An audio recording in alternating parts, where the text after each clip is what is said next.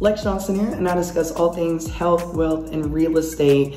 We're gonna hit on equity today, which is the gold mine of real estate investing. And the question presents itself, what is equity? It is the current market value of your home. Equity basically is just how your home rises in value over time. That value can go up, it can go down. We saw in 2008 when the crash happened, people lost a lot of equity in their home, but it's basically the current market value, very similar to if you were to invest in stock in a company, you're gonna see it fluctuate and go up and down with time. So it's very similar in that it's the current market value of your home, and stocks, we just say it's the current stock price, okay? I'm gonna give you an example of what equity looks like in normal terms. So let's say your grandma bought a house, it was $47,000 when she bought it, and today it's worth $347,000. Your grandmother has $300,000 in equity if she owns the home free and clear. Let's say grandma still owns $20,000 on the house, then she has $280,000 in equity. There is three main ways that you gain equity in a home. One, you can put down a really large down payment. This is where you see people putting down 20 or 30%. They go into the home with more equity because they put a greater down payment, okay? The second way is your property value increases over time, just like with grandma. And then the third is something called forced equity, and this is usually how investors get equity. And forced equity is you go buy a home that is a distressed property, it needs some work in an up and coming area. You go in, you put in the granite countertops, you put in nice cabinets, etc. And then after you do that renovation, what was a $100,000 home is now a $300,000 home, and you have $200,000 in forced equity. Okay, so those are the top three ways that you can get equity. Now, why is this important? Equity translates into dollars. So you can refinance your home and actually pull that equity out in the form of cash. This is called a cash out refinance. And what that means is the bank will actually let you pull out up to 80% of the equity in your home.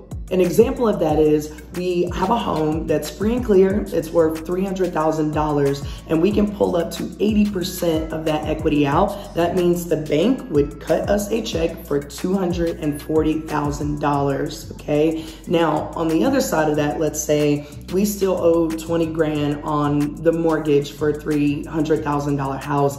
We could pull 80% of $280,000, and that would be $224,000 in equity, okay? So if your home is valued at $300,000, you have to minus what you still owe on the mortgage and then take 80% of that. Make sense? Okay, so this is why investors love equity, because you can pull it out in cash in the form of a refinance. You can also do a HELOC, which people refer to as a second mortgage or a home equity loan. You'll see a lot of people do a HELOC where they'll pull 30 grand out in equity, redo their kitchen, build a patio, etc. Now, I also want to talk about what equity is not. It is not free money. Okay? Because what ends up happening is when you pull that equity out in the form of cash, yeah, it sounds great. I got a $200,000 check. But what you've done was you created a brand new mortgage with a brand new mortgage payment, okay?